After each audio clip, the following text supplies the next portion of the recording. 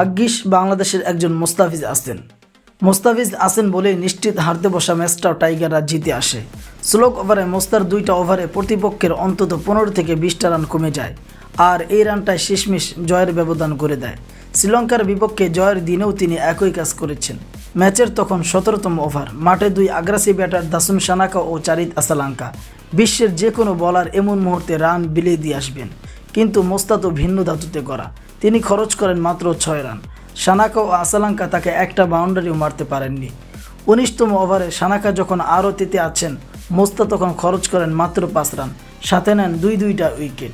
এবারও তাকে কোনো বাউন্ডারি হজম করতে হয়নি।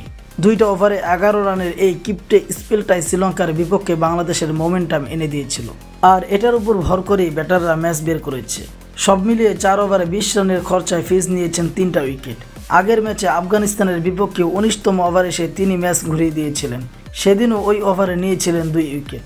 কেবল শ্রীলঙ্কার বিপক্ষে এই এশিয়া কাপে প্রথম ম্যাচে 35 রান হজম করেছিলেন ফিজ, সেটাই 2025 সালে তার সর্বোচ্চ রান হজম করার নজির। এটা বাদে এবছরে যে কোনো দিন, যে কোনো মাঠে, যে কোনো কন্ডিশনে স্লো বোলিংয়ে অনন্য ছিলেন কাটার মাস্টার। 1 বা 2 ম্যাচে নয়, স্লো ওভারে ফিজের এই ম্যাজিক চলছে বছরের পর বছর ধরে। শেষের ওভারগুলোতে ব্যাটসম্যানদের কীভাবে বেঁধে রাখতে হয় সে বিষয়ে তিনি নাম করা বোলারদেরও ক্লাস নিতে পারবেন। সবাই যখন 2 হাত ভরে রান খরচ করে, তিনি তখন ব্যাটারদের পরীক্ষা নেন কাটার স্লোয়ারে। শুধু বিভ্রান্ত করেন না, ব্যাটারদের ঘাম ছড়িয়ে ছাড়েন। শুধুমাত্র এই গুণটার কারণেই মোস্তার নামটা এক আলাদাভাবে উচ্চারিত হয়। বাংলাদেশকে পাত্তা দেয় না এমন ক্রিকেট বিশ্লেষকরাও তার প্রশংসা করতে বাধ্য হন। টি-20 ক্রিকেটে মোস্তাফিজ দিনকে দিন শুধু নিজেকেই ছাড়িয়ে যাচ্ছেন। সাকিবকে টপকে তিনি এখন এই সংস্করণে বাংলাদেশের সর্বোচ্চ উইকেট সংগ্রাহক। 2025 সালের 11টি টি-20 ম্যাচে মোস্তাফিজের ইকোনমি মাত্র 5.23। উইকেট নিয়েছেন 17টি, এর মধ্যে এশিয়া কাপের প্রথম 4 ইনিংসে 7টি উইকেট। পরিসংখ্যান বলছে সাদা বলের ক্রিকেটে মোস্তাফিজ এখন বিশ্বের সেরা বোলারদের একজন। টি-20তে 117 ম্যাচে মাত্র 7.3 ইকোনমিতে তিনি 149টি উইকেট নিয়েছেন। আন্তর্জাতিক ক্রিকেটে যা 3য় সর্বোচ্চ। এছাড়া ওয়ানডেতে 112 ম্যাচে তার উইকেট সংখ্যা 175টি, সেখানে ইকোনমিটা 5-এর একটু বেশি।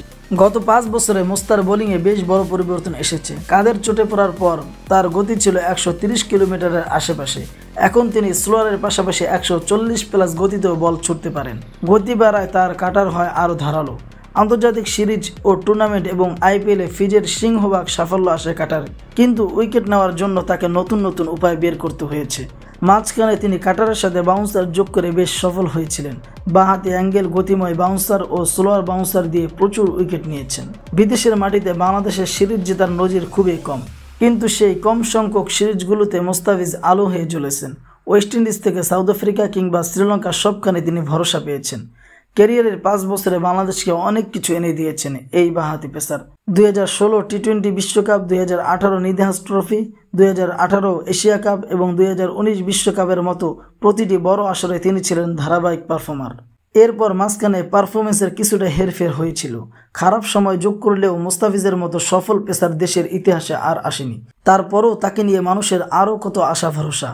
ছোট্ট ক্যারিয়ারে এত কিছু দেওয়ার কারণে হয়তো মোস্তাফিজের কাছে সমর্থকদের চাওয়াটাও আকাশ ছোঁয়া। সব সময় না হলেও অধিকাংশ সময় তিনি সেই চাওয়াটা পূর্ণ করছেন।